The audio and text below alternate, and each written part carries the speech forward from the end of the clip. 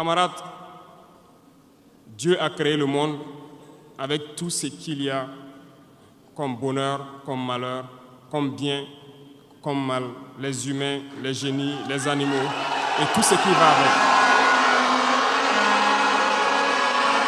Mais nous, humains, avons décidé de faire du monde autre chose. Chez les impérialistes, ils ont une vision du monde que je m'en vais vous expliquer. Le monde se résume en un triangle pour eux. Vous verrez le triangle dans la plupart de leurs insignes. Peut-être que vous ne comprenez pas, mais le monde se résume en un triangle. Pour eux, au sommet du triangle se trouve l'empire du bien. Et l'empire du bien, c'est eux. C'est la prospérité, c'est tout ce qui est positif. C'est eux qui ont droit à tout ce qui est bonheur sur ce monde. C'est eux qui ont droit à toutes les richesses. C'est à eux d'imposer leur manière de voir le monde. C'est à eux d'imposer leur vision, leur mode de vie. Voilà pourquoi, pendant la colonisation ou leur conquête, je dirais, ils venaient vers nos terres et ils disaient qu'ils ont découvert nos terres parce que pour eux, nous sommes des sauvages. Nous n'avons rien de comme eux, en fait. Donc, ils nous appelaient des indigènes et c'est eux, le peuple. Ils s'arrogent tous les droits et pour eux, le monde doit marcher comme ce qu'ils veulent. C'est simple, je prendrai quelques exemples. Regardez à travers leurs films, ils ont préparé l'esprit de leur peuple pour les faire comprendre qu'ils sont les meilleurs. C'est eux qui doivent tout posséder. Vous ne direz pas le contraire. Dans tous leurs films qu'ils propagent, vous trouverez toujours les méchants, ce sont soit les Russes, soit les Sud-Américains, soit les Noirs qui jouent les mauvais rôles de trafiquants de drogue, de proxénètes, de trafic d'humains, jusqu'à un passé récent, bien sûr. Vous trouverez les Arabes qui jouent le rôle des terroristes. Voilà un peu comment ils perçoivent le monde.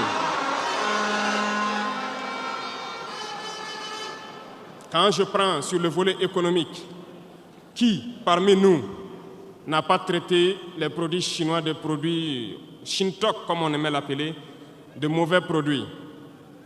Mais aujourd'hui, j'ai pu vous dire qu'on a tout tort, parce que la Chine est à un niveau de technologie assez avancé, et c'est en Chine que la plupart de ces pays viennent s'approvisionner, mettent leur marque dessus et nous revendent comme étant leur propriété. Regardez autour de vous. Nos entrepreneurs qui sont dans le BTP ne diront pas le contraire. Tous leurs engins aujourd'hui sont chinois. Ceux qui font le transport ne diront pas le contraire. Ils nous ont menti parce que nous avons fait le tour du monde un peu dans ces 20 mois pour chercher des entreprises, pour chercher des usines. Et nous avons compris que tout revenait là-bas. Mais par leur communication, ils nous ont amenés à détester tous les produits chinois, à vouloir nous faire comprendre que ce qui est bon venait de chez eux, pas forcément d'ailleurs. C'est simple. Remonter le temps. Pour mieux comprendre ce que je dirais, il faut remonter un peu le temps. Et j'espère que certains iront lire qui sont les tsars, les conquêtes mongoles, les empires perses, turcs et ottomans. Lisez leur histoire, vous comprendrez pourquoi le monde est ainsi fait. À la base du triangle, il y a deux empires. D'un côté, l'empire du mal, selon eux, et l'empire des esclaves de l'autre côté. Voilà comment ils voient le monde. Qui est-ce qu'ils appellent l'empire du mal? Ceux dont je viens de citer tout de suite l'origine, et je vous ai dit de remonter le temps. Allez-y lire, vous comprendrez pourquoi ils sont l'empire du mal à leurs yeux. Ils combattent l'empire du mal. Pour eux, l'empire du mal doit disparaître. Pour eux, l'empire du mal incarne le diable. Ils communiquent et ils le font comprendre à leur peuple ainsi. Voilà pourquoi après la Seconde Guerre mondiale, dans les années 80, je prendrai le cas de la Russie, où tous les stratagèmes ont été mis en œuvre pour l'effondrer. avec le président Gorbatchev. Aux États-Unis, c'est le président Ronald Reagan qui était à la manœuvre. 3 stratagèmes principaux ont retenu notre attention. Ils sont allés donc au niveau de l'Arabie Saoudite les demander de baisser le prix du pétrole de 35 $ à 7 $ pour faire écrouler l'économie russe. Parallèlement à cela, le deuxième stratagème, n'oubliez pas quelque chose, ces mêmes personnes qui viennent de quitter l'Afghanistan, soit disant qu'ils combattaient les talibans ont été reçus par le président Ronald Reagan à la Maison-Blanche. Ils ont été armés par la CIA. Les fameux missiles Stinger, Sol-Air, ont été livrés aux talibans pour combattre les Russes.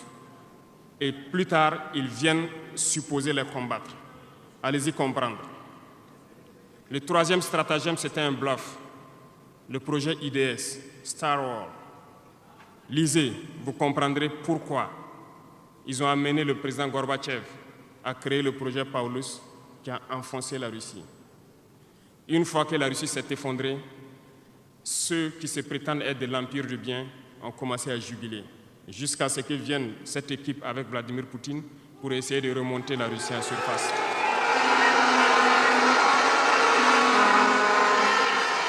L'Empire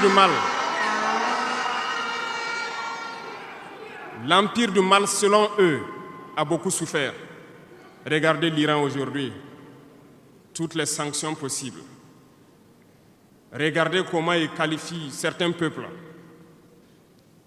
Par la communication, ils peuvent arriver à vous amener à faire détester un peuple ou à aimer un peuple. Ils sont très forts dans la communication et ils passent par tous les canaux possibles. Regardez les guerres qui sévissent. Ils ont tout inventé pour leur propre intérêt. Et enfin, l'empire des esclaves, selon eux, c'est l'Afrique et certains peuples d'Amérique du Sud. Dans leur tête, comme je le disais dernièrement, l'Afrique les appartient, nos terres les appartiennent, les richesses de l'Afrique sont pour eux. Et ils ne peuvent pas concevoir que des Africains puissent s'émanciper, sortir la tête de l'eau et vouloir donc les tenir tête. Et pour cela, ils se sont mis un cliché en tête. L'Africain est facile à manipuler, il n'est qu'émotion. Ils trouveront toujours un Africain pour lutter contre son frère. Et ça a toujours été comme ça. Par la communication, ils vous ont amené à détester votre propre couleur de peau. Dans nos cultures et dans beaucoup de cultures au Burkina Faso ici, le deuil était symbolisé par la couleur bleue. Lorsqu'une femme perd son mari, elle portait donc des tenues de couleur bleue pour faire son deuil pendant un temps donné. Ce sont eux qui sont venus vous dire que le noir symbolise le deuil, le diable, la médiocrité, tout ce qui est mauvais.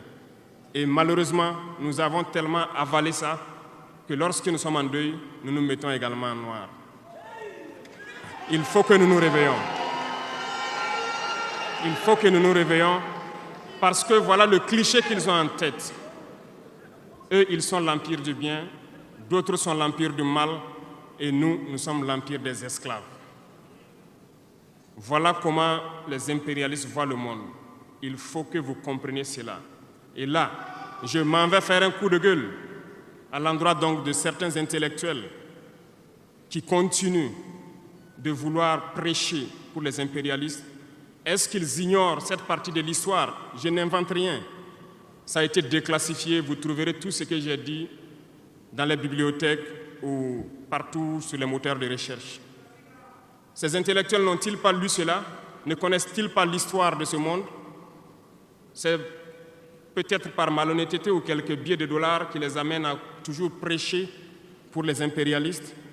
Il faut que nos intellectuels arrivent à tout moment à prêcher pour conscientiser nos peuples, nos masses populaires, pour qu'ils comprennent d'où ils viennent et comment ils sont vus des impérialistes.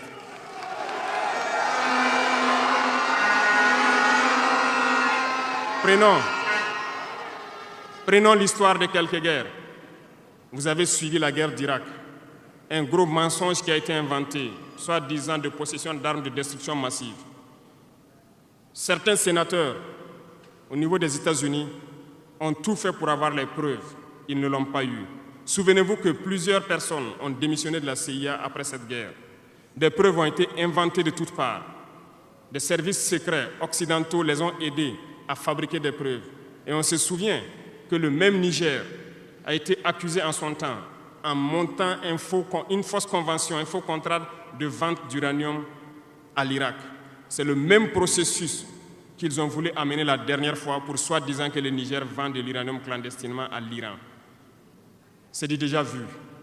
Ils ont prétexté cela, ils n'ont pas eu de preuves. Même les Nations Unies ont trouvé finalement qu'il n'y avait pas de preuves tangibles de présence d'armes de destruction massive. Mais ils avaient leur objectif, il fallait détruire l'Irak. Ils ont détruit l'Irak. Ils ont créé l'État islamique. Tout comme ils ont créé les talibans dans les années 80, les armés, les équipés. Et après, ils prétendent venir les combattre. Comprenez le jeu. Ça n'a que trop duré. Il faut qu'on se réveille et qu'on comprenne tout ça et que nous prenions conscience de notre situation et nous battre pour notre avenir.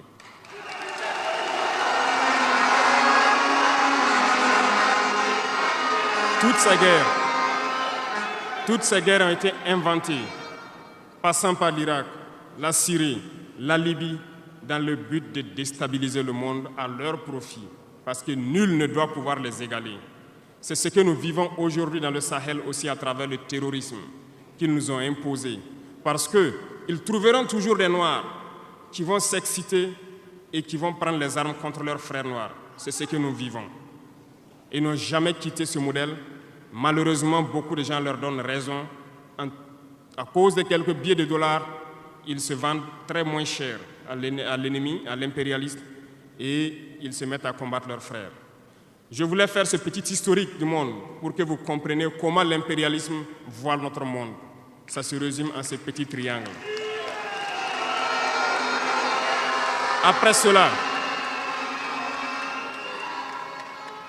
dans cette deuxième phase, je dois vous expliquer pourquoi nous devons nous battre. Une petite histoire, en 2015, à Tombouctou, lorsque nous avons rencontré, j'étais chargé de la sécurité donc, de la plateforme aéroportière. Dans les patrouilles, nous avons rencontré des individus qui rôdaient autour. Un de ces individus était manchot.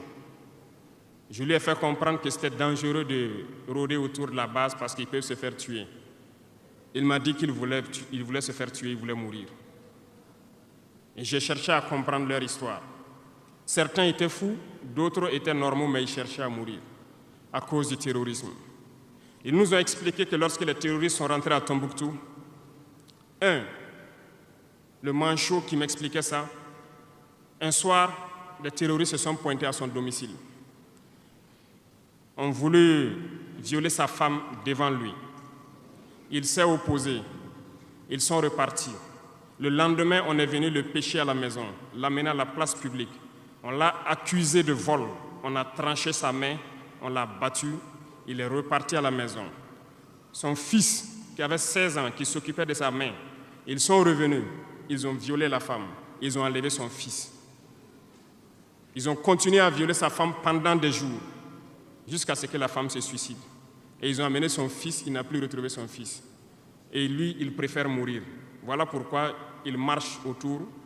Le jour qu'une sentinelle va lui tirer dessus, ça lui fera plaisir.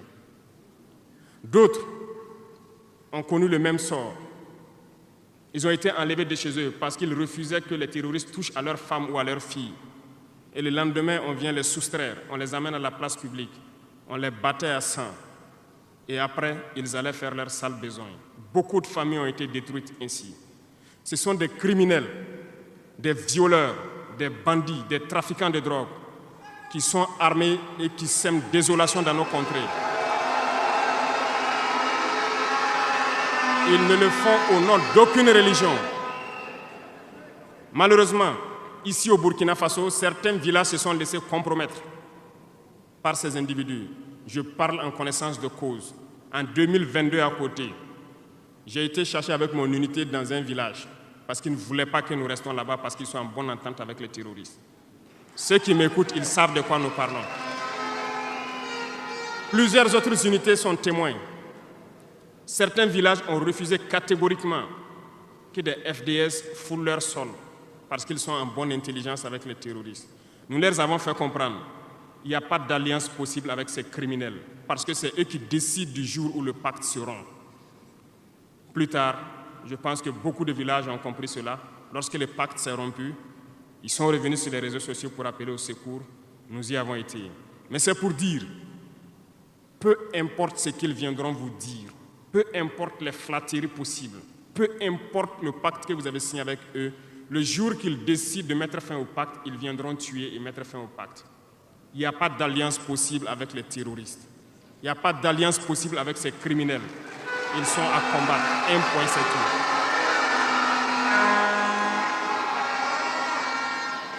Aujourd'hui, nous constatons un phénomène, malheureusement, dans nos villes ici. Certaines personnes se plaisent à passer de cour en cour, à faire comprendre aux épouses de certains FDS et certains VDP, aux familles de certaines personnes tombées pour la patrie, qu'eux, ils avaient une solution pacifique avec les terroristes. C'est nous qui avons voulu faire la guerre, et voilà pourquoi tout ça se passe. Comment est-ce que des êtres humains, voyant tout ce qui se passe, comprenant le monde, peuvent avoir de tels propos? Ne vous détrompez pas. Soit nous les combattons, ou ils nous combattent. C'est tout.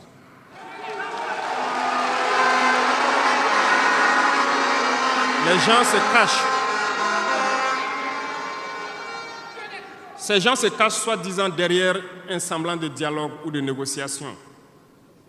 Encore, ils vont vous ramener à traîner dans la boue. C'est ça l'objectif de l'impérialisme, que le fléau dure, que ça dure dans le temps, que vos États ne soient pas structurés et qu'on continue de profiter de vos richesses. Plus ça dure, plus ça les arrange.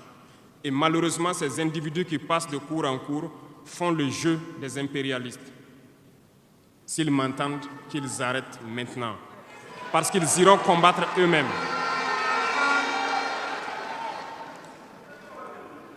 Nous n'avons pas le choix que de combattre. Et nous avons opté pour le combat, et c'est par là que nous serons libres, que nous serons réellement indépendants. Pour ce faire, nous avons pris le soin de diagnostiquer le problème profond du Burkina Faso. J'avoue que le problème est réel et profond. Le mal est là. Nous l'avons diagnostiqué et nous découvrons de jour en jour le système. Plusieurs nœuds ont été défaits, mais des nœuds restent à défaire parce que tous les jours que Dieu fait, nous découvrons certaines pratiques. Je peux comprendre, plusieurs décennies durant, ce système s'est installé. C'est devenu comme un gène dans nos ADN. Mais il faut que nous arrivions donc à soustraire ce gène donc de nos ADN et pouvoir construire un Burkina nouveau. Voilà pourquoi dans la troisième phase de mon propos, je m'en vais donc donner des lignes directrices dans certains domaines clés. Nous ne donnerons pas de détails sur notre programme, si on peut le dire ainsi, parce que quand le programme est connu au détail près, ils vont anticiper, ils vont poser des obstacles sur nos routes et nous empêcher d'atteindre nos objectifs. Mais nous pouvons donc nous résumer en quelques mots. Parlant donc du domaine de la défense et de la sécurité, comme vous le constatez, nous avons opté pour le combat. Et pour cela, nous avons doublé presque les effectifs dans nos forces armées. Nous continuons de recruter et je pense que dernièrement, des recrutements ont été lancés côté officiers et sous-officiers et bientôt, dans quelques jours, le recrutement pour au moins 10 000 soldats devrait être lancé. Nous continuerons à renforcer les effectifs pour faire face. Parce que où que vous soyez, malgré le recrutement qui a été fait, il y a toujours le besoin de militaires. Partout au Burkina Faso, certains villages continuent de vouloir la présence militaire. Donc, il y a lieu de continuer à recruter et à équiper. Et je peux vous assurer que nous sommes sur cette lancée. Depuis janvier 2023, nous avons pu lancer un programme d'équipement. C'est vrai, le monde est fou, il y a la guerre partout. Aucune nation ne prend son équipement et vendre, on fabrique pour vous.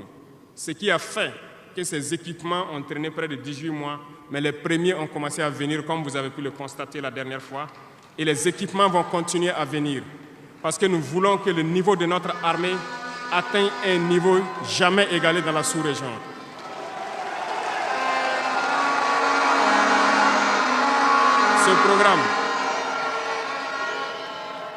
Ce programme d'équipement va se poursuivre. Et c'est vous, les acteurs de ce programme. Parce que depuis que nous nous battons, j'ai pu vous dire, ces soi-disant amis du Burkina qui étaient là depuis longtemps, qui sucent nos richesses, même une seule cartouche de Kalachnikov, nous n'avons reçu de personne pour faire notre combat. C'est vous qui payez. Et nous continuerons à faire corps avec notre peuple pour pouvoir mener cette lutte. Nous avons des partenaires qui ont accepté de nous vendre des équipements et qui ont même proposé de pouvoir nous livrer des équipements stratégiques et que nous puissions payer dans le temps. Nous leur en remercions pour ce geste.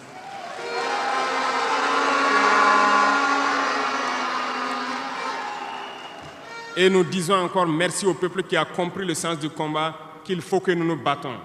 Si nous ne nous battons pas, ils viendront nous chercher chez nous, comme dans un poulailler ou dans une bergerie. Chaque matin, ils choisiront qui ils veulent pour aller exécuter sur la place du public, pour faire peur aux autres, aller trancher des mains ou des pieds sur la place publique pour faire peur aux autres. C'est comme ça leur tactique. Nous allons nous battre. Et nous nous donnerons les moyens pour y arriver. S'il arrive demain que nous sommes coincés dans une certaine lancée, nous viendrons encore vers le peuple et demander encore plus de sacrifices pour pouvoir atteindre l'objectif. Parce que malgré vos cotisations, je vous le disais tantôt, certaines puissances ont refusé de nous vendre les équipements, ont bloqué les équipements que nous avons achetés dans certains pays parce qu'ils ont la licence de certains composants. Et ces puissances exploitent des minerais au Burkina Faso. Je le dis ici, haut et fort et solennellement. Ça va s'arrêter. Nous allons retirer des permis d'exploitation. Nous n'allons pas permettre cela.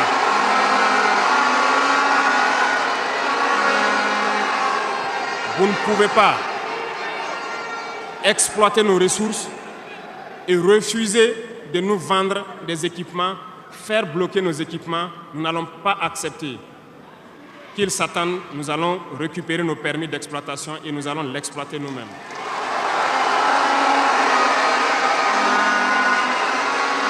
Revenant,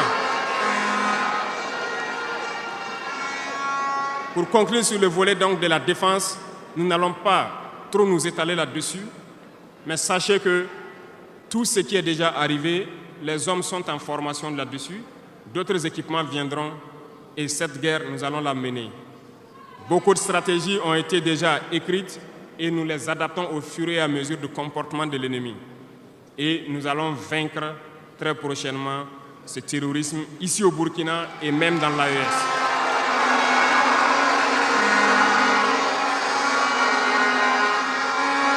Pour ce qui concerne le domaine donc de la fonction publique, pendant longtemps, nous avons passé le temps à mettre en garde un certain nombre d'acteurs. Mais nous avons compris que le phénomène est tellement profond. La corruption, la mauvaise gouvernance dans les différentes administrations, le manque d'éthique persiste. Certains organes ont été donc mis en place dans le cadre de la lutte contre la corruption et dernièrement, certains arrêtés ont été pris pour ce qui concerne les primes de dénonciation. Le dernier acte à poser sera fait avant donc, la fin de ce mois. C'est un organe qui devra siéger dans tous les ministères pour s'auto-saisir de certains dysfonctionnements, des actes de corruption et pouvoir agir. Et ces organes seront prêts. Parce que nous avons beaucoup de gros travailleurs aussi dans l'administration, mais qui sont mis à l'ombre, qui sont souvent mis à l'écart. Parce que pendant longtemps, ce sont les plus corrompus, les plus malhonnêtes qui ont été mis à la lumière, c'est eux qui bénéficient de tous les avantages. Et je dis donc aux travailleurs de faire attention à ces individus qui sont en train de perdre leurs privilèges, parce qu'ils vont continuer de vous manipuler, de vous intoxiquer et de vous envoyer dans de mauvais pâturages. Faites très attention à ces individus qui sont en train de perdre leurs privilèges, parce que nous n'allons pas permettre à ce que une soi-disant élite donc, qui avait été programmée s'arroge tous les droits donc, dans nos différentes administrations. Le dernier organe sera mis en place avant la fin de ce mois et le travail réel va commencer. Vous entendrez dire un peu partout à l'issue de ça que nous ne respectons pas certains textes, nous ne respectons pas certaines lois, mais il n'y a pas de loi ou de textes qui tiennent dans cette lutte lorsque c'est pour l'intérêt de la patrie. Qu'ils se le tiennent pour dire, donc nous allons aller dans ce sens. Nous avons donc dans le processus de recrutement adopté une ligne de conduite. Nous sommes en train de faire un diagnostic, de vérifier les présences et de voir les besoins. Il n'est pas exclu qu'au cours de l'année, certains concours soient lancés pour augmenter des effectifs dans certains endroits. Certes, il y a eu d'abord une vague de concours qui a été lancée, mais dans tous les milieux, ils sont en train de faire le point. S'il y a besoin, je dis bien s'il y a besoin, nous continuerons encore de recruter pour être à un niveau acceptable et pouvoir faire fonctionner les différents organes donc, du pays pour le bonheur donc, des masses populaires. Dans le domaine donc, de la diplomatie, nous avons opté pour une diplomatie commune dans l'AES. Toutes les décisions vis-à-vis donc, des partenaires, que ce soit africains ou à l'étranger, seront prises à l'unanimité au sein de l'AES. Mais nous avons aussi opté pour une diplomatie de vérité. Nous ne comptons pas nous mettre dans certaines logiques de mentir ou de couvrir la réalité, soit disant que c'est la diplomatie. C'est faux. Ce n'est pas là la diplomatie. Je puis vous dire que ce que vous voyez en superstructure, lorsque les gens viennent en audience et sortent pour parler au micro, ce n'est qu'une partie visible de l'iceberg. Ce qui s'est passé à l'intérieur dans les huis clos, ça n'a rien à voir avec la diplomatie. Et nous nous sommes donc inscrits dans cette logique de dire clairement les choses au peuple. Certains vont nous critiquer, d'autres même iront à dire que non, un chef d'État ne doit pas parler comme ça, un chef d'État ne doit pas faire ça. Mais nous leur disons que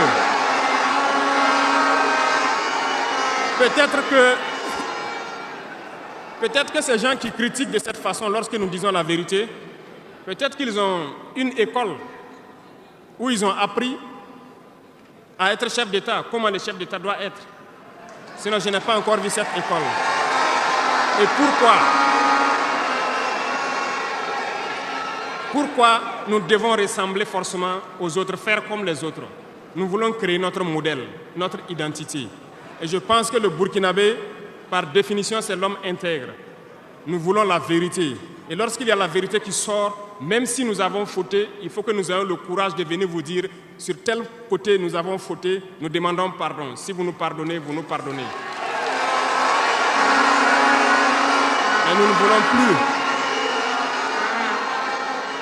ne voulons plus nous inscrire dans cette diplomatie mensongère.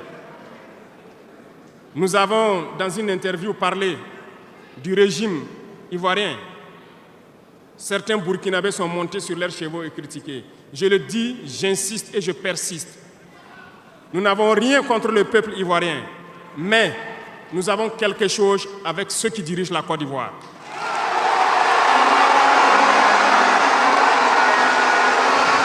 Nous le disons et nous le répétons encore.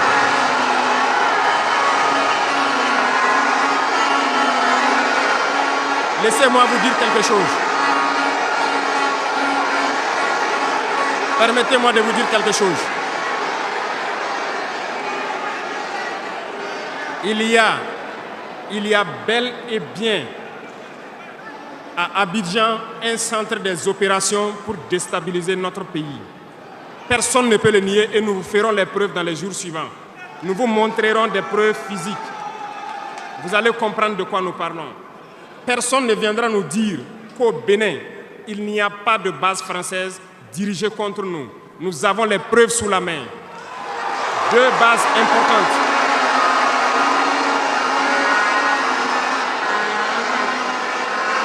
Nul ne peut le contester.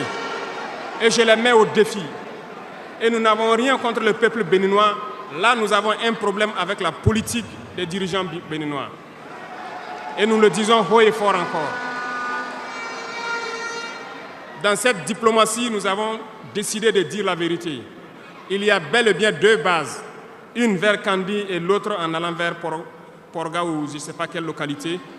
Des pistes ont été réaménagées à plus de 3000 mètres de long. Des avions atterrissent.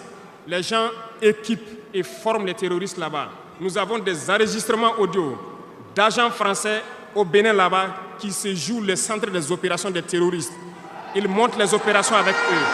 Ils les aident à se soigner. Ils font tout ce qu'il y a là-bas. Nous avons tous les détails sur eux. Et vous ne voulez pas qu'on le dise à notre peuple? On va le dire.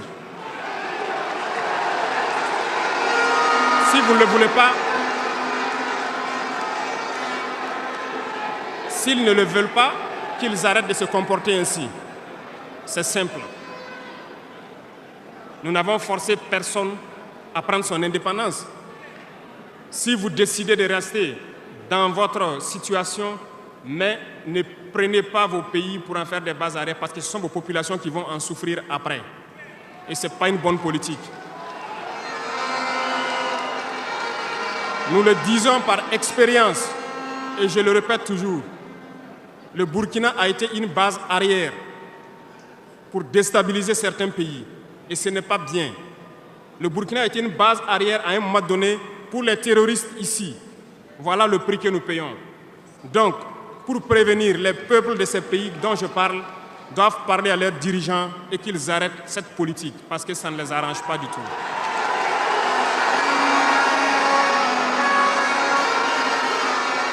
Pour venir, dans le volet communication et culture, nous avons lancé plusieurs initiatives. Au cours de l'année 2024, vous avez pu célébrer avec nous donc, le mois donc, de consommation locale. Nous avons eu les journées traditionnelles, le mois du patrimoine. Beaucoup d'activités ont été menées. Nous allons continuer à ramener donc, en surface donc, notre culture, parce que c'est de là que nous retrouvons notre identité. Nous allons continuer des actions dans ce sens, à mettre en valeur notre culture, à mettre en valeur donc nos coutumes et à mettre en valeur le vivre burkinabé. Et nous souhaitons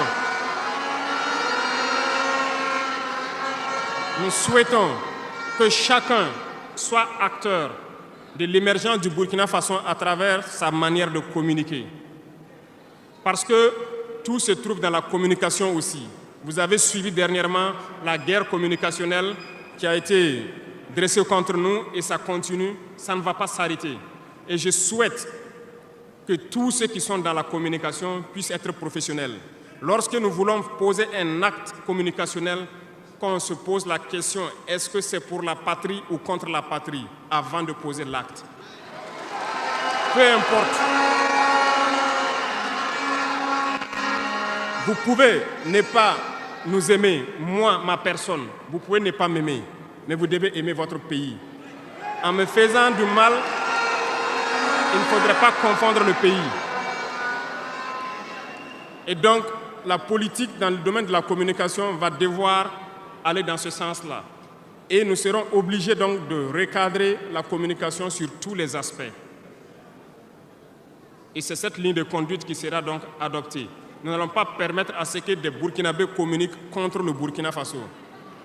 Nous allons toujours nous inscrire dans l'éveil des consciences. Nous devons pouvoir sensibiliser les masses populaires pour que les gens comprennent pourquoi nous devons nous battre sur tous les volets. Revenant au domaine donc de l'agriculture, comme vous pouvez le constater, nous avons lancé des initiatives depuis 2023 et cette année, l'offensive a été lancée. Ça se passe plus ou moins bien.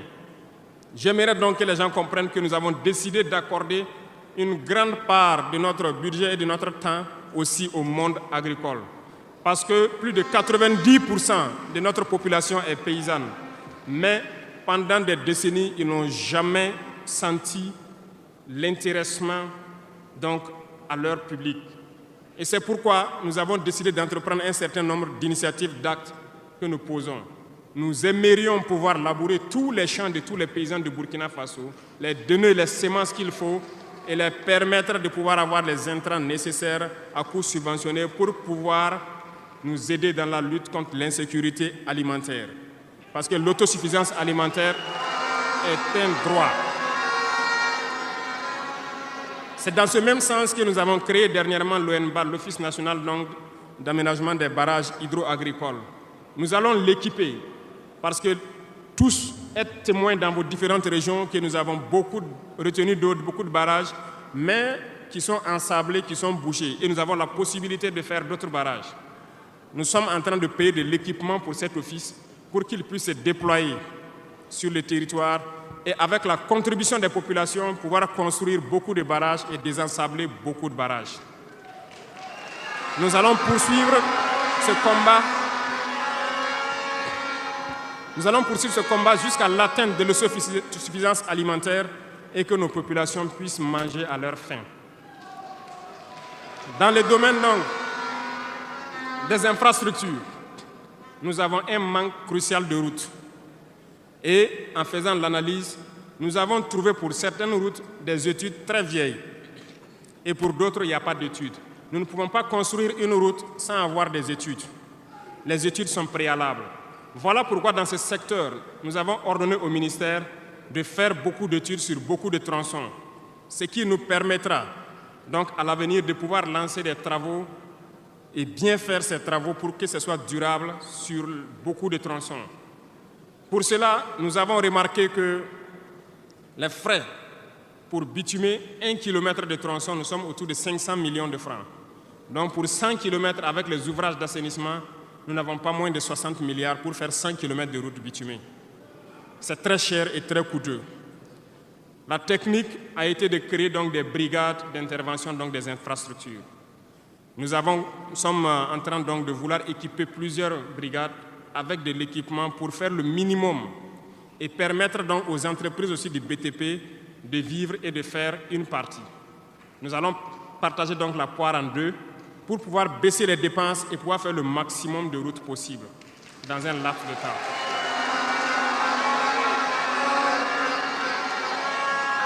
Cela donc a déjà commencé et nous allons poursuivre au cours donc de ces 5 années dans ce processus pour que dans toutes les régions, nous puissions quand même pouvoir rallier le maximum de chefs-lieux de province et que nous puissions faire écouler nos marchandises et que les personnes puissent se déplacer sereinement. Dans le domaine donc, de l'urbanisme, nous sommes dans un processus de pouvoir redessiner nos villes. Et si vous remarquez, les villes sont trop grandes, si je prends Ouagadougou, mais les infrastructures d'assainissement et autres ne suivent pas. Ça fait que nous pataugeons dans la boue et nous n'avons pas assez d'assainissement. Ça nous crée beaucoup de maladies qui peuvent donc amener des épidémies. Nous avons un processus de pouvoir concentrer les villes à travers donc des constructions à hauteur. Pour cela, nous avons un plan que nous avons établi pour pouvoir aller d'un quartier et concentrer le maximum et maintenant étendre aux autres quartiers. Certainement, si les gens sont déplacés dans ces quartiers, beaucoup de terres vont se libérer pour pouvoir maintenant dessiner de bons plans pour nos villes. Nous allons commencer par des villes, un certain nombre de villes d'abord, et pouvoir l'étendre à toutes les autres villes. L'urbanisme doit pouvoir donc nous amener à jouer sur le volet de la santé. Parce que si l'urbanisation est bien faite, il y a un bon nombre de maladies, telles que la dengue, le choléra et certaines maladies liées aux eaux sales qui stagnent dans nos rues. Nous allons donc avoir un bon résultat dans le domaine sanitaire. Ce qui m'amène donc dans le volet de la santé. Nous avons décidé depuis un temps de rehausser le plateau technique d'un certain nombre de CHR, d'équiper certains centres donc de scanners et d'appareils qui puissent permettre aux citoyens d'avoir des examens adéquats et à moindre coût. Nous allons continuer dans ce processus. Voilà pourquoi nous avons lancé l'initiative présidentielle pour la santé au Conseil des ministres passé. Il s'agira de créer ce que nous avons appelé des centres de santé communaux.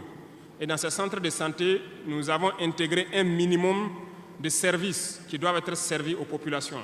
Il s'agira de l'imagerie, c'est-à-dire tout ce qui est échographie et radiographie, des banques de sang et aussi des laboratoires, pour que les populations des différentes provinces et communes, certaines communes, n'aient pas à se déplacer ou à avoir besoin d'ambulance pour une transfusion sanguine, amener des malades vers certains centres, qui peuvent d'ailleurs ne pas arriver à cause de l'état de la mauvaise route.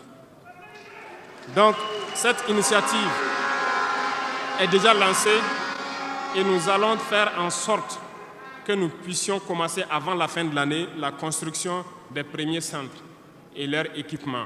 Nous allons le poursuivre au fur et à mesure jusqu'à la limite donc de nos moyens pour pouvoir donner une santé, un système de santé fort à toutes nos populations. Nous ne voulons pas voir quelqu'un quitter sa localité pour venir vers un CHR pour une radio ou pour une transfusion sanguine. Donc, c'est bien possible. C'est bien possible parce que je reviens encore à nos impérialistes qui nous ont pillés pendant longtemps. Regardez, leurs simples hôpitaux pour leurs animaux sont plus équipés que nos centres de santé. Ce n'est pas concevable. Nous pouvons atteindre ce niveau et nous avons décidé de nous battre pour atteindre ce niveau. Le ministère a été instruit aussi de former le personnel nécessaire pour équiper ces centres-là au fur et à mesure que nous les mettons en place, parce que ça nécessite des professionnels engagés. Et pour être plus pointu, nous avons remarqué que nous avons des médecins assez posés, prenant l'exemple de ceux qui opèrent le cœur. Nous sommes en train donc de les accompagner pour pouvoir avoir un institut vraiment assez équipé et les permettre de faire certaines chirurgies du cœur sur place parce qu'ils en ont la capacité. C'est l'équipement qui les manque. On attend leur point de situation pour pouvoir les aider et les soutenir. Beaucoup d'autres spécialités ont fait leurs preuves et nous ferons tout pour les accompagner donc dans ce sens. Dans l'initiative, il est prévu aussi des centres de réanimation dans certains CHR qui n'en disposent pas. Parce qu'il nous a été dit qu'après plusieurs opérations, des patients souvent décèdent du fait de manque de centres de réanimation. Donc c'est un tout complet que nous sommes en train de mettre en œuvre pour pouvoir renforcer le système de santé. Et nous sommes convaincus que si les Burkinabés mangent à leur faim et que l'urbanisation est bien faite, nous avons déjà gagné en termes de santé sur beaucoup de plans. Et il faut l'accompagner maintenant avec l'équipement.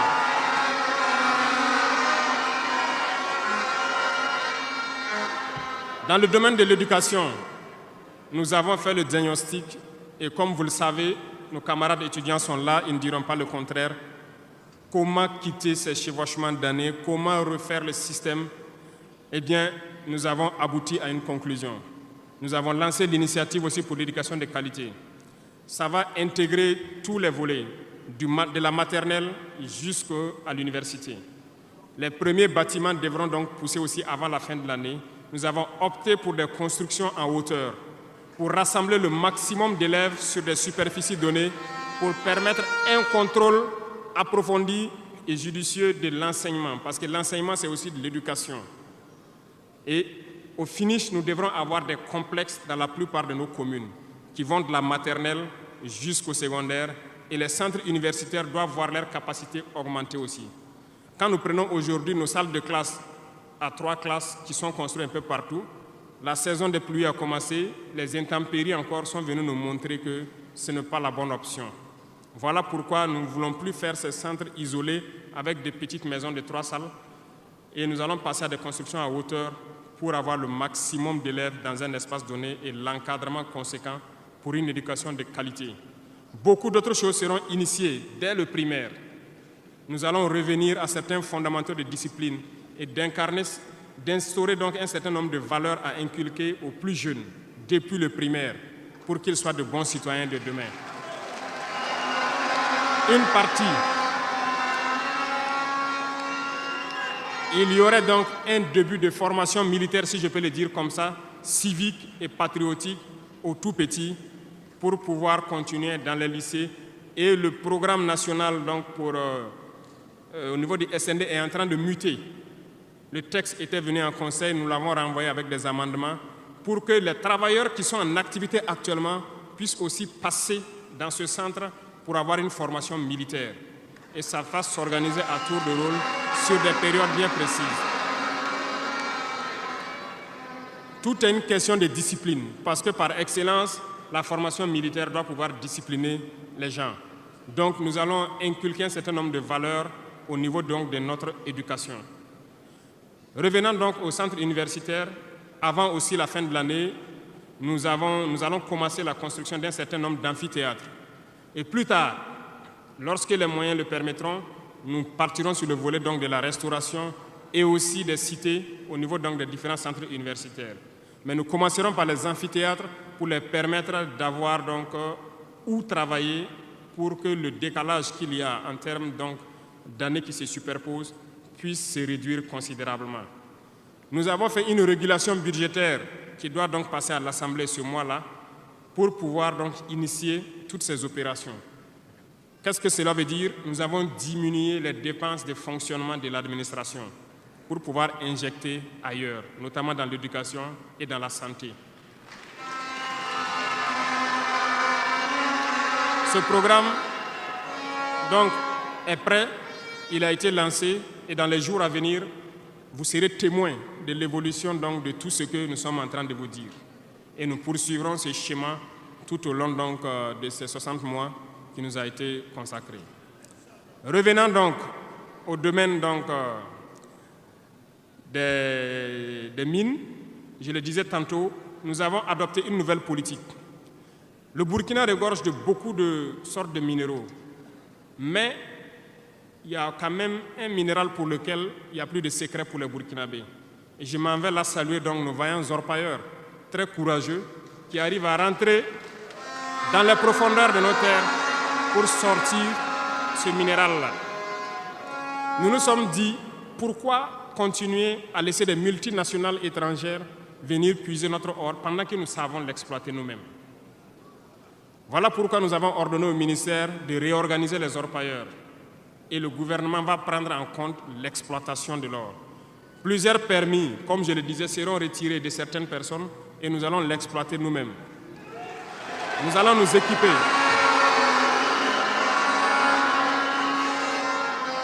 Nous allons nous équiper en machines pour le faire, mais même si nous n'arrivons pas à nous équiper de manière conséquente, nos orpailleurs ont fait leur preuve de courage et d'abnégation.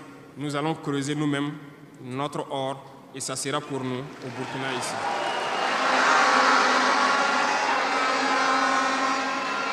Pour les autres substances, là où nous ne pouvons pas, et bien sûr, nos partenaires sincères qui acceptent de nous accompagner dans cette lutte, c'est à eux seuls que nous pourrons concéder certains permis. Parce qu'ils ont accepté de nous accompagner dans la lutte pour notre souveraineté, dans la lutte contre le terrorisme.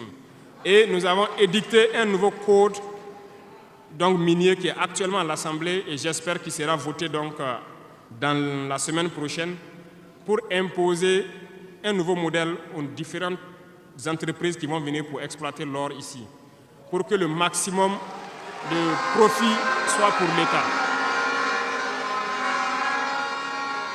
Et dans le volet donc, de l'énergie, comme vous l'avez constaté, nous avons de sérieux problèmes d'énergie. L'accroissement de la population n'a pas été suivi par une politique énergétique. Aujourd'hui, lorsque les pics de chaleur arrivent, il y a des délestages en permanence, beaucoup d'activités souffrent. Nous sommes en discussion avec des partenaires qui sont actuellement même au Burkina pour pouvoir construire dans l'urgence donc, des centrales thermiques de très grande capacité. Et nous voulons donc voir avec eux comment on peut réduire les délais de construction. Les discussions portent actuellement sur la réduction des délais de construction et le modèle financier que nous allons mettre en place.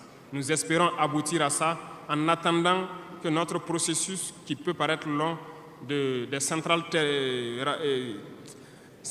nucléaires puisse donc voir le jour. Sur ce volet aussi, ça se poursuit très bien. Sur ce volet, nous pouvons vous assurer que ça se poursuit très bien et nous sommes en train de vouloir mettre en place, sur place ici, une unité, si je peux dire, pour former des Burkinabés qui doivent prendre le relais, qui doivent suivre tout ce qui est processus de construction et prendre le relais, le transfert de compétences. Donc, ça va prendre vraiment un processus assez scientifique pour que nous puissions, à l'avenir, lorsque la centrale sera là, que dans un futur pas loin, ça soit la propriété exclusive des Burkinabés, que les ingénieurs burkinabés se l'approprient et pouvoir le mettre en œuvre, pouvoir l'entretenir.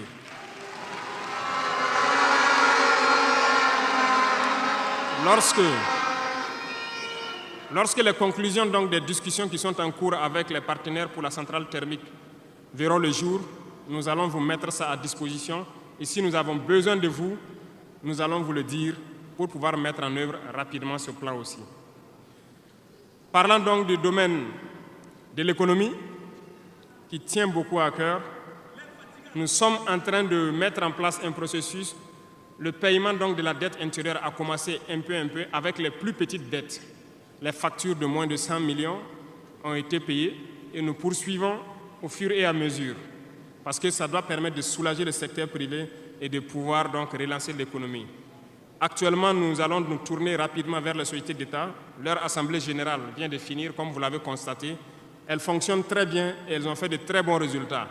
Nous allons partir donc des sociétés d'État, soustraire un peu sur leur DAT pour soulager l'économie et faire tourner, soulager la dette intérieure et faire tourner l'économie.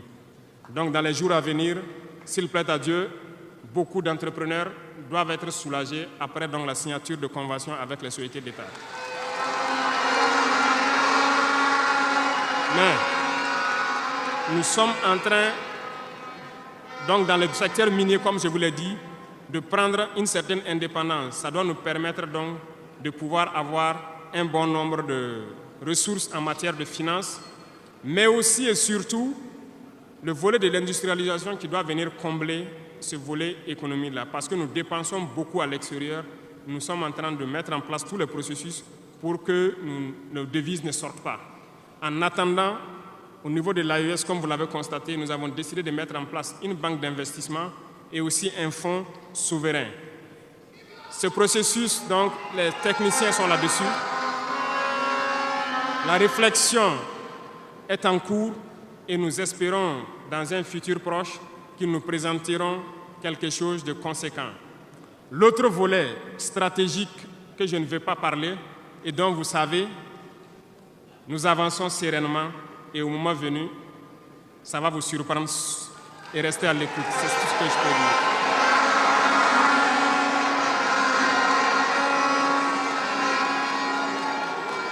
Dans le volet commerce et industrialisation, nous avons aussi posé les diagnostics, comme je vous le disais.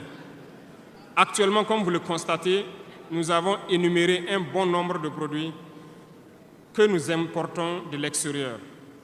Alors, nous sommes en train d'entamer un processus d'industrialisation. Il faut que nous arrivions à mettre le maximum d'industrie sur place pour transformer nos matières premières et pour pouvoir fabriquer ce que nous consommons. Nous sommes dans ce processus et nous discutons avec beaucoup de partenaires pour avoir le maximum d'industrie sur place. Cela va faire en sorte que nos devises ne sortent pas et que l'économie tourne bien et que aussi nous puissions avoir de l'emploi pour les jeunes. C'est dans ce cadre que nous avons pris certains décrets pour faciliter la création des petites entreprises. Nous avons élagué tout ce qui est taxes durant donc un bon nombre d'années pour que les petites entreprises puissent se créer et vivre. Malheureusement, les petites entreprises se retrouvent confrontées aux besoins de financement. Il faut le dire, au niveau des banques, ça s'avère beaucoup compliqué pour qu'on puisse avoir des financements lorsque vous créez votre entreprise. Nous avons rencontré le monde des banquiers et comme je le disais, nous avons échangé, mais je ne suis pas du tout satisfait parce que le retour qui devait être fait pour que nous les accompagnions pour financer les petites entreprises n'est pas satisfaisant. Voilà pourquoi nous sommes en train de réorganiser nos fonds qui étaient disponibles au niveau de l'État. Nous les avons rassemblés en un certain nombre de fonds, tant au niveau de l'agriculture, tant au niveau donc, du ministère de l'Emploi, pour pouvoir prochainement ravitailler ces fonds-là et pouvoir permettre aux jeunes qui créent les entreprises d'avoir des crédits et de pouvoir se lancer. Donc, et je profite interpeller donc le monde donc encore des banquiers de revenir avec des propositions parce que nous avons des solutions, mais peut-être pas de bonnes solutions pour eux. Mais il faut qu'ils reviennent un peu pour nous appuyer à pouvoir aider les jeunes à s'en sortir. Le cas échéant, nous serons obligés de mettre en place un plan peut-être qui ne va pas plaire, mais nous serons obligés.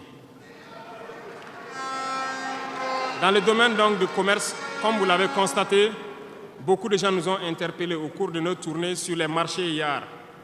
Nous avons fait un point de situation. Il y a tellement de travail à faire pour reconstruire ces marchés hier. Donc, aujourd'hui, quand vous prenez à Ouagadougou, le maire fait des séances de sensibilisation un peu partout, concernant donc un certain nombre de commerçants qui se sont installés de manière anarchique au bord des rues, mais j'ai instruit à ce que ce soit des sensibilisations toujours, en attendant que nous dégageons les espaces pour construire des marchés dignes de ce nom et demander aux gens de venir prendre des boutiques dans ces marchés et maintenant pouvoir libérer les rues pour pouvoir agrandir et assainir notre milieu. Et je profite donc vous demander, vous aussi, population des villes, de nous aider dans cette phase de sensibilisation en vous sensibilisant vous-même pour ne pas aller construire autour des poteaux de la Sonabel qui sont un danger pour vous-même, de ne pas aller construire sur les caniveaux d'évacuation d'eau. Et je compte sur vous pour qu'on puisse donc atteindre cet objectif-là.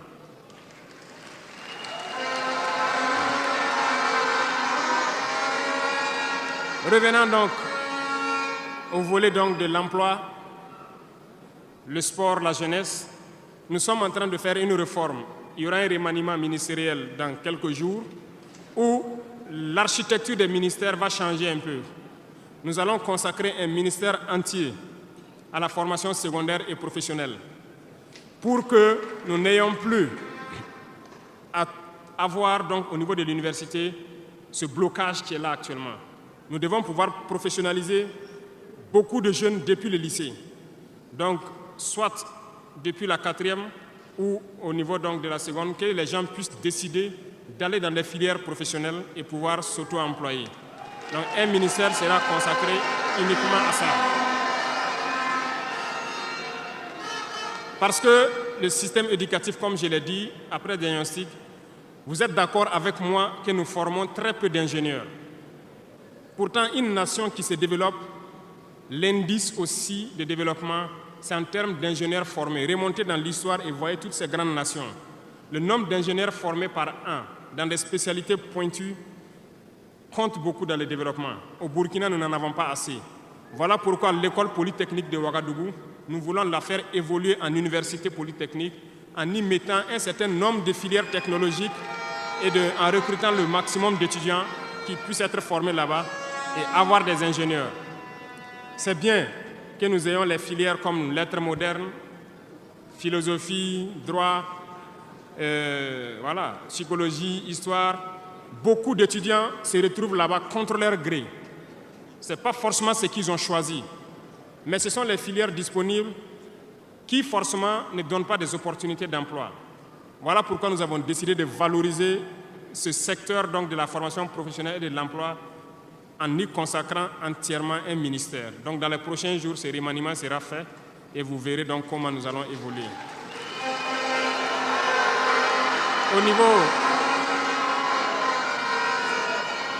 Au niveau du sport, la jeunesse et le sport, nous avons jugé nécessaire qu'il faut reprendre la main. Il faut reprendre la main pour recadrer. Parce que, première chose, le sport permet d'éviter un certain nombre de vices. La drogue, l'alcool, certains vices de la société peuvent être combattus à travers le sport. Nous voulons donc mettre des pôles dans toutes les régions, reconsidérer l'UCBF et toutes les disciplines sportives pour pouvoir les valoriser et créer les pépinières pour qu'au niveau professionnel, nous ayons le maximum de Burkinabés qui défendent les couleurs de Burkina Faso à l'extérieur. Le ministère qui sera consacré à ça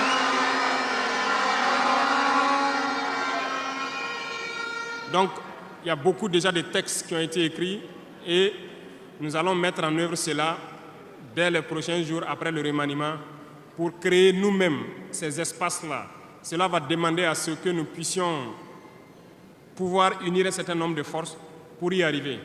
Et je compte sur vous, au niveau de chaque région, de chaque province, de pouvoir avoir donc cette discipline sportive-là et de s'encourager à faire le sport, à pouvoir permettre d'identifier les talents et de les faire émerger.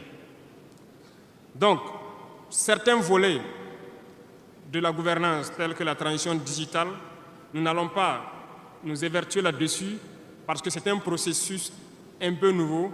Nous sommes dans la dématérialisation pour pouvoir lutter contre la corruption et aussi faciliter beaucoup de choses aux usagers. Le processus a déjà été lancé et vous voyez tous les jours les applications qui sont créées qui nous permettent donc de pouvoir faire faciliter un bon nombre d'activités au niveau des usagers. Même au niveau de la justice, vous avez pu voir que les casiers judiciaires et les certificats de nationalité aujourd'hui peuvent s'obtenir facilement en ligne. Donc nous allons continuer dans ce processus également. Revenant donc au domaine donc de l'humanitaire, nous avons donné donc instruction au ministère. C'est le ministère de la Femme, du Genre, de la Cohésion sociale et de l'action humanitaire. C'est eux qui traitent toutes ces questions. Mais nous avons décidé dans une première phase de nous concentrer sur l'action humanitaire, notamment soutenir les populations qui retournent dans leur village. Aujourd'hui, imaginez des populations qui retournent dans leur village en début de saison ou pendant la saison pluvieuse. C'est très difficile pour eux de pouvoir se nourrir ce temps-là. Donc, certains volets peuvent sentir moins donc, la présence du ministère, notamment le genre et autres. C'est parce que nous avons donné instruction au ministère de se concentrer sur l'action humanitaire. Au fur et à mesure que les villages rejoignent, que les villages puissent avoir le minimum pour survivre. Et là, à partir des moments, nous pourrons donc nous intéresser à tous ces volets. Parce que la cohésion sociale dont nous parlons ne peut advenir que lorsque les gens mangent à leur faim d'abord. Un pauvre et un riche ne peuvent pas s'asseoir sur la même table et parler. Si l'un a faim et l'autre... Voilà, c'est compliqué. C'est ce que je passe mon temps à dire à tous ceux qui viennent nous parler de cohésion sociale. Quelqu'un ne peut pas avoir faim et quelqu'un qui mange à sa faim, vous voulez les asseoir pour parler à la même table, ce n'est pas possible. Il faut que tout le monde ait à manger d'abord.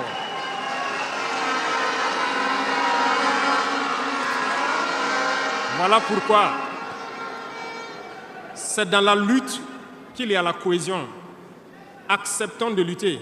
C'est dans la lutte, c'est dans la guerre qu'est née l'AES. C'est dans la lutte que nous avons pu nous unir dans le Sahel. Et c'est dans la lutte que les Burkinabés sont en train de s'unir. Allez-y voir tous ces villages qui se retournent. Je vous invite à faire le tour. Beaucoup sont venus de différentes provinces.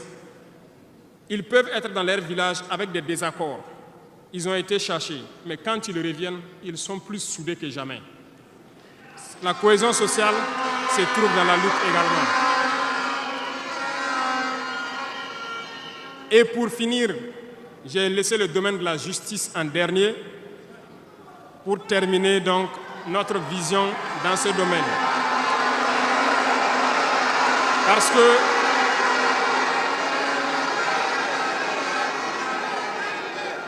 Parce que nous avons un sérieux problème dans ce volet. Nous avons entamé des réformes il n'y a pas longtemps au niveau du Conseil supérieur de la magistrature. Nous avons vu des écrits, nous avons vu des comportements de certains syndicats du monde de la justice. Très bien, certains ont tenté de boycotter tout ce qu'ils peuvent, mais comme le disait Diop, avec ou sans eux, nous allons avancer.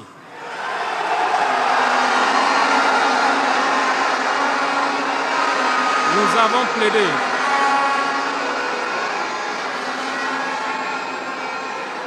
Nous avons plaidé pour une justice juste, si on peut le dire. Nous avons sensibilisé beaucoup les gens, mais nous nous sommes rendus compte qu'il y a beaucoup de brebis galeuses dans leur rang, malheureusement. Nous ne pouvons pas comprendre que, malgré tout ce que nous disons, il y a une justice pour le pauvre et une justice pour les riches. Ça ne peut pas continuer. Lorsqu'on le dit, ils disent que nous ne devons pas parler de ça. Nous allons parler de ça et bien même. Parce que Remarquez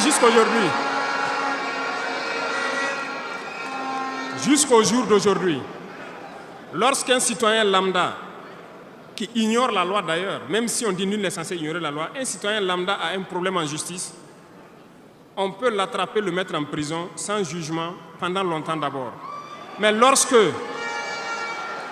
un autre citoyen a un problème en justice, pour peu qu'il puisse mobiliser 1, 2, 3 avocats, son dossier est rapidement pris en compte, jugé rapidement, pendant que le pauvre, lui, il croupit d'abord en prison. On ne peut pas accepter ça.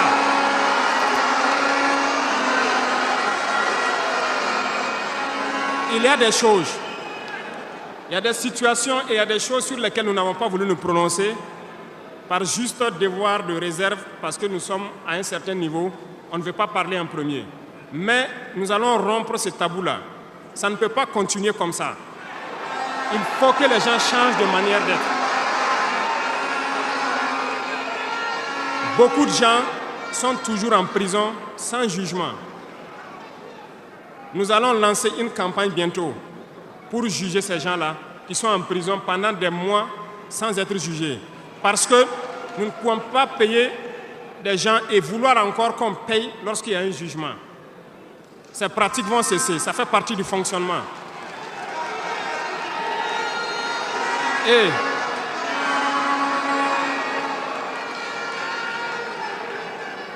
malheureusement, je le dis haut et fort, et j'invite donc les magistrats qui sont sincères là, voilà, à donner le temps aussi et à quitter dans une certaine logique. Parce qu'il y a beaucoup de brebis galeuses dans leur rang. Il y a des magistrats corrompus qui se cachent derrière des syndicats pour poser un certain nombre d'actes.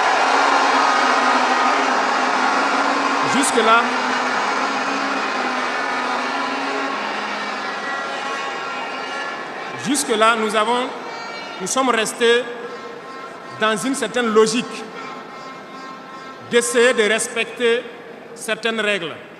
Mais je veux qu'ils comprennent. Ce n'est pas parce qu'ils savent parler, nous savons parler. Si quelqu'un continue dans cette logique, à chaque instant, nous serons devant le peuple pour les expliquer pourquoi nous avons violé telle décision de justice, tant que ça ne va pas rencontrer l'assentiment du peuple. Parce que c'est le terme qui existe.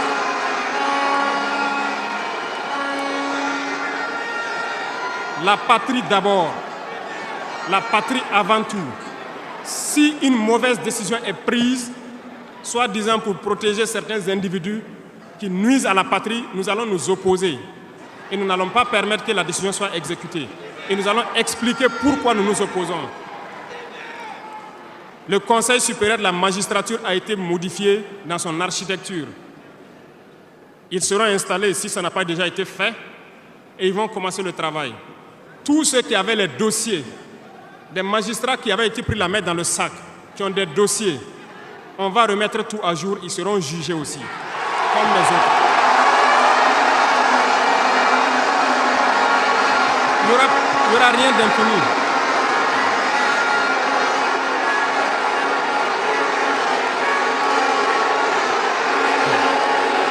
Ils sont au courant.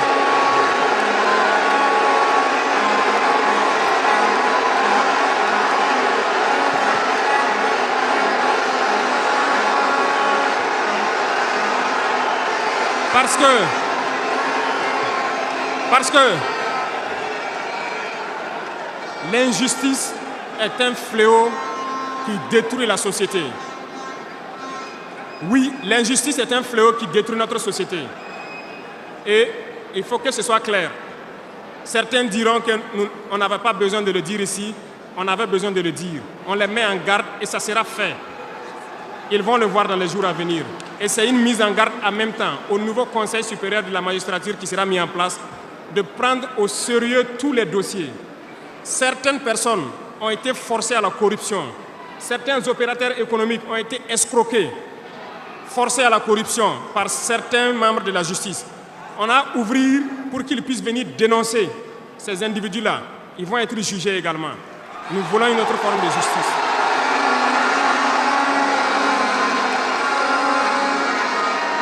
Nous ne le faisons pas pour nous-mêmes. Nous ne le faisons pas pour nous-mêmes, mais nous le faisons pour la masse. Parce que les deux catégories de citoyens, cette minorité qui se retrouve être la minorité dirigeante et la majorité qui est la masse populaire paysanne qui croupit dans les villages, nous n'allons pas permettre à ce qu'il y ait cette distanciation en matière de justice. Donc, j'ai laissé la partie de la justice en dernière partie pour les dire que la bataille sera lancée. Et nous comptons sur les magistrats honnêtes pour faire le travail honnêtement et expédier de leur rang les corrompus, les vendus et les escrocs. Nous n'allons pas continuer à les embourgeoiser, à les enrichir. On va nettoyer. Et s'il faut que...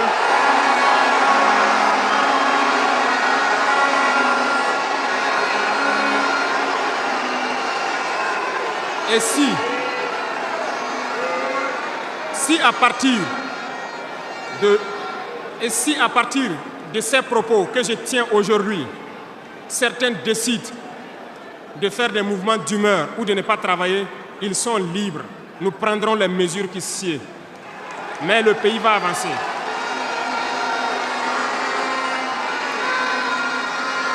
Tout Burkinabé a besoin de dignité. Tout Burkinabé a besoin de vivre en paix. Et la justice doit se donner en tenant compte de certaines valeurs. Nous avons vu des familles qui ont été détruites à cause de petites décisions de justice qui ont détruit cela. Je prends pour exemple, pour une simple bagarre au quartier.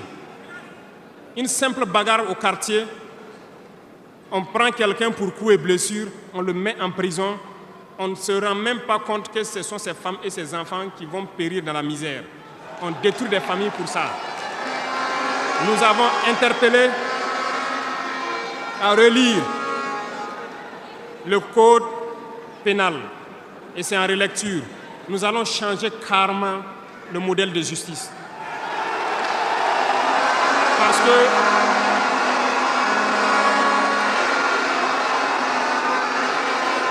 nous l'avons dit et nous le prêchons. Il y a plein de fautes. Il y a plein de fautes qui peuvent trouver un solutionnement sans être forcément la prison. Et je peux vous promettre que dans ces 5 ans, nous allons faire en sorte pour diminuer de manière drastique le nombre de prisons et augmenter le nombre de travailleurs dans nos plaines, parce que nous allons récupérer nos plaines.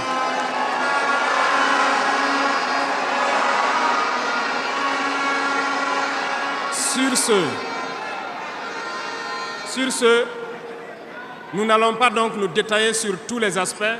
Nous allons nous arrêter là parce que vous avez beaucoup de questions sûrement à poser sur ce que nous venons de dire et nous allons vous apporter les réponses claires, simples et limpides.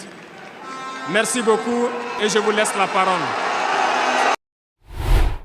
Le président du Faso, Ibrahim Traoré, dans son discours, dénonce avec force l'impérialisme occidental, qu'il illustre par la métaphore d'un triangle où l'empire du bien, les puissances occidentales, domine l'empire du mal et l'empire des esclaves, incluant la Russie, l'Iran et l'Afrique. Il critique leur domination économique et culturelle, notamment par la manipulation de la communication, évoquant la diabolisation des Russes et d'autres peuples non occidentaux dans les médias. Il cite également des exemples historiques comme la guerre froide et les stratégies employées pour affaiblir des nations comme la Russie dans les années 1980. Il fait un parallèle avec la perception des produits chinois, jadis méprisés et aujourd'hui incontournables dans l'économie mondiale. Le président critique l'ingérence occidentale dans les conflits au Moyen-Orient et en Afrique, dénonçant leur rôle dans la déstabilisation de l'Irak, de la Syrie, de la Libye et le terrorisme au Sahel, qu'il considère imposés pour maintenir leur hégémonie. Il termine cette section par des témoignages poignants de victimes du terrorisme au Burkina Faso, soulignant la souffrance des populations et mettant en garde contre toute collaboration avec les terroristes. Traoré met aussi en lumière un phénomène dans les villes où certains incitent à croire que la guerre contre le terrorisme pourrait être évitée par un dialogue pacifique. Il réaffirme que le Burkina Faso n'a d'autre choix que de combattre, rejetant toute tentative de négociation, perçue comme une manœuvre impérialiste pour prolonger le chaos et exploiter les ressources du pays. Il appelle à une lutte implacable contre ce qu'il appelle un gène profondément enraciné, devant être extirpé pour atteindre une véritable indépendance. Sur ce point, il met en avant les actions entreprises dans la défense et la sécurité, comme l'augmentation des effectifs militaires et le renforcement de l'équipement, malgré les obstacles internationaux pour obtenir des armes. Critiquant les puissances qui exploitent les ressources naturelles tout en entravant les ventes d'armements, il menace de révoquer les permis d'exploitation de ces pays. Il remercie le peuple pour ses sacrifices financiers et appelle à poursuivre cet effort collectif pour assurer la souveraineté du pays. Sur le plan de la gouvernance, il dénonce la corruption endémique et annonce des réformes dans chaque ministère pour lutter contre ce fléau. Il encourage les citoyens à résister aux manipulations des anciens bénéficiaires du système. Sur la scène internationale, Traoré prône une diplomatie authentique et transparente, critiquant la présence de bases militaires étrangères en Côte d'Ivoire et au Bénin, qu'il accuse de soutenir indirectement le terrorisme. Il promet de révéler des preuves et exhorte les peuples de ces pays à se mobiliser contre les politiques de leurs dirigeants, qu'il juge complices de la déstabilisation régionale. Le président accorde également une grande importance à la culture, en encourageant la promotion de l'identité burkinabé par des initiatives locales et la consommation de produits locaux, tout en soulignant la nécessité d'une communication positive pour le développement du pays. Dans cette perspective, il annonce des mesures pour atteindre l'autosuffisance alimentaire et améliorer les infrastructures, notamment en matière de santé et d'urbanisme. Il insiste sur des constructions en hauteur pour mieux gérer l'espace urbain et prévoit la création de centres de santé communaux offrant des services de base tels que l'imagerie médicale, des banques de sang et des laboratoires.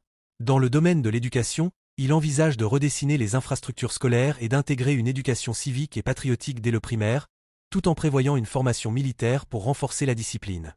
Un budget est déjà prévu pour soutenir l'éducation et la santé. En parallèle, il évoque une réforme du code minier pour permettre à l'État de reprendre le contrôle de l'exploitation de l'or, en limitant les concessions aux partenaires soutenant la lutte contre le terrorisme.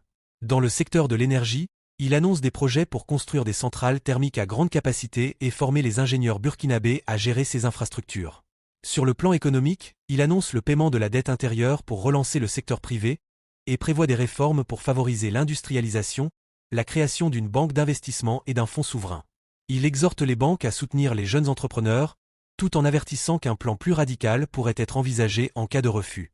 Il aborde aussi la nécessité de réorganiser les marchés, de moderniser l'urbanisme et de sensibiliser les commerçants au respect de l'espace public. Enfin, le président souligne l'importance de la justice, dénonçant une justice à deux vitesses où les riches bénéficient de privilèges tandis que les pauvres sont marginalisés. Il appelle à une refonte totale du système judiciaire pour éliminer la corruption, en promettant de juger les magistrats corrompus et d'instaurer des réformes visant à rendre la justice plus accessible et équitable pour tous. Traoré conclut en promettant de réformer le code pénal pour réduire les peines de prison et introduire des alternatives, tout en s'engageant à juger les personnes détenues sans procès. Réflexion sur le discours d'Ibrahim Traoré, un appel à la souveraineté dans un monde multipolaire en crise. Le discours d'Ibrahim Traoré soulève des enjeux géopolitiques et socio-économiques cruciaux pour le Burkina Faso et pour l'ensemble de l'Afrique. À travers ces mots, il dénonce les dynamiques impérialistes qui, selon lui, maintiennent les pays africains dans une situation de dépendance vis-à-vis des grandes puissances occidentales. Il décrit le monde sous forme d'un triangle de domination, un modèle qui peut paraître simpliste à première vue mais qui résonne avec l'histoire postcoloniale de nombreux pays africains. Dans ce triangle, les puissances occidentales se positionnent comme les arbitres des règles du jeu international, tandis que les nations comme le Burkina Faso, la Russie ou l'Iran sont reléguées à des positions inférieures, dominées et exploitées. Cette vision manichéenne des rapports de force internationaux n'est pas nouvelle, mais elle revêt un poids particulier dans le contexte actuel de crise économique mondiale, de tensions militaires et de lutte pour l'influence entre des blocs rivaux. La Russie, souvent mise en avant par Traoré comme un contre-exemple de l'empire du bien, reflète un basculement vers un monde multipolaire où de nouveaux centres de pouvoir émergent, remettant en question l'hégémonie occidentale. Traoré insiste également sur le rôle destructeur de l'impérialisme occidental en Afrique et au Moyen-Orient, rappelant les guerres en Irak, en Syrie, en Libye et la propagation du terrorisme au Sahel. Il établit une connexion directe entre ces conflits, souvent perçus comme éloignés des préoccupations quotidiennes des Burkinabés, et la déstabilisation du Burkina Faso lui-même. La guerre contre le terrorisme, à laquelle il fait face, serait selon lui un produit des ingérences étrangères, destiné à perpétuer le chaos pour mieux exploiter les ressources naturelles du pays. Cette perspective est audacieuse mais controversée. Peut-on vraiment attribuer l'ensemble des problèmes africains à des puissances extérieures, ou y a-t-il également des facteurs internes à prendre en compte, tels que la corruption et les inégalités structurelles? En ce sens, la lutte contre la corruption endémique que Traoré propose constitue une partie essentielle de sa vision pour l'émancipation de l'Afrique. Sa promesse de réforme pour éliminer les réseaux de corruption, qui gangrènent l'administration et l'économie du pays, semble impérative pour la mise en place d'un projet de développement national autonome. Cependant, le président fait également face à un défi. Celui de garantir que ces réformes ne se heurtent pas aux intérêts enracinés, tant internes qu'externes, qui bénéficient de la situation actuelle. L'accent mis sur l'éducation et la formation des jeunes burkinabés pour renforcer leur autonomie, qu'il lie à une nouvelle forme de patriotisme, illustre une approche centrée sur la construction d'une nation souveraine et résiliente. En encourageant une éducation civique et patriotique dès le primaire, Traoré vise non seulement à renforcer l'unité nationale, mais aussi à ancrer une conscience critique face aux défis mondiaux et aux dynamiques impérialistes qu'il dénonce. Ce projet est ambitieux, mais il pose également la question de la manière dont cette idéologie sera intégrée dans un système éducatif souvent sous-financé et en proie à des défis d'infrastructure. D'un point de vue économique, le président semble prêt à défier les règles du capitalisme globalisé. Sa critique acerbe des puissances qui bloquent la vente d'armement tout en exploitant les ressources du pays touche à un paradoxe de la globalisation. L'Afrique, riche en ressources naturelles, reste marginalisée dans les échanges mondiaux. L'idée de récupérer le contrôle de l'or et de réformer le code minier est un appel à la reprise en main des leviers économiques, mais cette tentative se heurtera nécessairement à des résistances, tant internes qu'externes, notamment de la part des entreprises multinationales. Ce choix économique pourrait redéfinir les relations internationales du Burkina Faso, mais il soulève des questions sur les capacités de l'État à prendre en charge ces exploitations de manière efficiente. En somme, ce discours fait écho à une lutte pour la souveraineté qui dépasse les frontières du Burkina Faso. Il s'inscrit dans une logique de résistance contre des forces impérialistes, un appel à un ordre mondial plus juste et équitable, où les nations africaines, libérées des chaînes de la domination économique et politique, pourraient enfin tracer leur propre chemin. Mais cette lutte n'est pas exempte de défis internes. L'unité nationale, la lutte contre la corruption, l'amélioration des infrastructures et la mobilisation des ressources humaines seront autant de pierres angulaires pour construire l'avenir que Traoré appelle de ses vœux. Ce discours soulève ainsi des questions fondamentales. Jusqu'où un pays comme le Burkina Faso peut-il aller dans sa quête d'autonomie sans s'isoler sur la scène internationale? Comment cette souveraineté peut-elle s'articuler avec les réalités économiques d'un monde globalisé? Le Burkina Faso, sous la direction de Traoré, semble prêt à relever ces défis, mais seul l'avenir dira si cette vision pourra s'inscrire dans une dynamique durable et profitable pour son peuple. En somme, le discours d'Ibrahim Traoré soulève des enjeux cruciaux sur la souveraineté, la lutte contre l'impérialisme et la gestion des ressources nationales. Alors que le Burkina Faso cherche à se libérer de certaines formes de domination, des questions subsistent. Cette quête d'indépendance peut-elle réellement aboutir sans compromettre les alliances internationales? Et surtout, comment concilier la volonté d'émancipation avec les réalités économiques mondiales? Quelles seraient les étapes concrètes à suivre pour atteindre cette véritable souveraineté? Partagez vos réflexions dans les commentaires. Merci et à très bientôt.